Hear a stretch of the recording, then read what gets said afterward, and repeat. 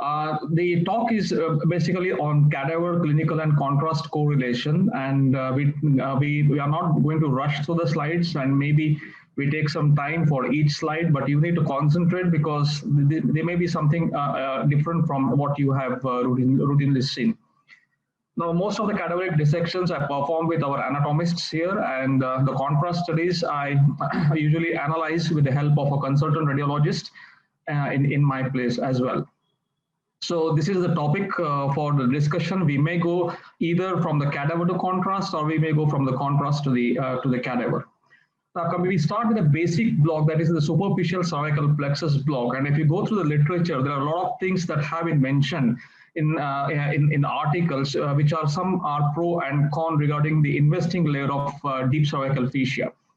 Now, if you see this one, which we dissected in Mysuru, you will see that this is the exit of the supraclavicular nerve through one of the fascias of the investing layer of deep fascia, and then it goes on to form the medial and supraclavicular nerve. So depositing the drug, maybe when you see those nerves with very high frequency resolution, you will find that a very small volume of drug is required, maybe even less than 1 ml to block these nerves.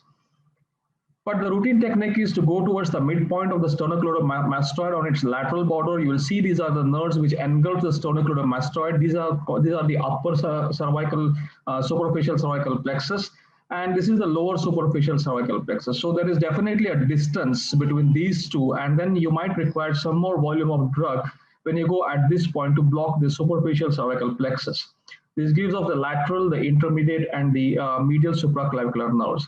Now, these are above the deep investing layer of deep fascia, because you can see now this is the anteroscalene muscle, and you will see the phrenic nerve, which courses below this. So at any point, if you are injecting below this, you might also give rise to a phrenic nerve block as well. So this is a small video clip where you'll find the supraclavicular nerve, which emerges, and then it goes just beyond the investing layer of deep fascia. And then it becomes very, very superficial, and then goes on into the subcutaneous tissue to innervate at that point.